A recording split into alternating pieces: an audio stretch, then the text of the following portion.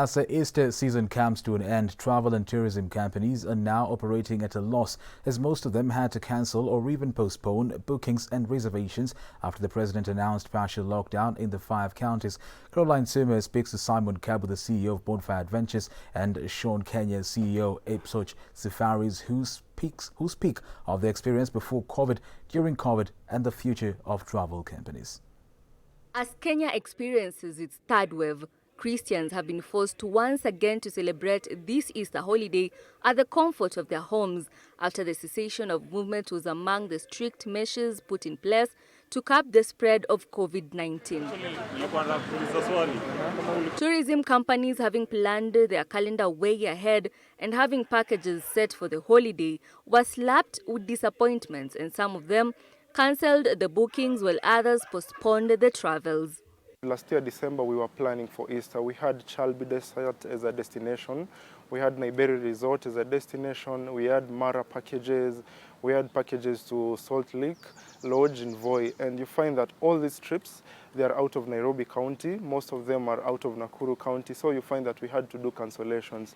It has been tough since we had to do some refund, and clients have been getting disappointed. And we cannot reschedule a trip. We don't know for how long we are going to be in lockdown. We normally have a high season during Easter, Christmas, and maybe August, and when it's a long weekend. So this Easter we had charters to Mombasa. We had chartered planes for Bonfire Adventures clients to Mombasa, and we had some clients going to Dubai, others going to different places, Mara, Samburu. In fact, most hotels we had, because we are the biggest promoter of domestic tourism in Kenya, so we had literally filled most of the hotels. Most of us, we already paid the hotels, we had already paid the airlines, we had already paid everything, and those hotels and airlines will not refund. They just give us a credit note. So please don't cancel. According to the two CEOs, Simon Kabu of Bonfire Adventures and Shawn Kenya of ipoch Safaris, say most companies are now operating between 15 to 20% as most people are not comfortable traveling. I can say that our business has been affected over 80%. Only as we are just remaining maybe like 20% of what we're meant to have.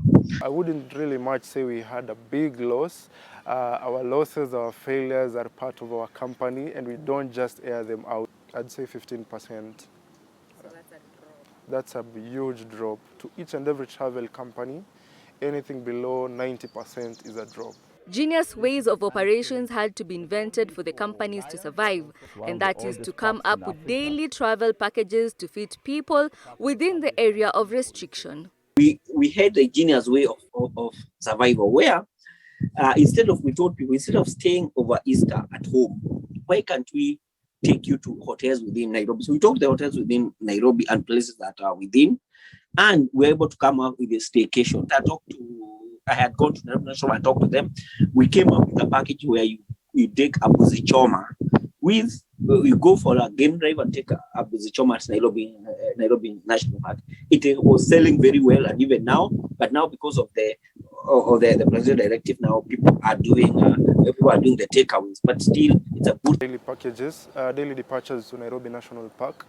We are also looking forward to going back to Amboseli with weekend departures, since people need to move around. There's monotony so much, staying in the office every day, going back at home in weekends. So we also need to consider that. But right now we have packages running daily departures to Nairobi National Park. People are not booking as much. Remember, people are scared of this COVID disease, so the rate of bookings are quite low, but at least the bookings are still happening. Cessation of movement being one of the measures put in place to save people's lives, tourism sector is slowly dying as reservations and bookings have dropped by 80%, leaving tourism and travel companies dwell on staycations and one-day travels within the area of restriction. Caroline Tsuma, Switch TV.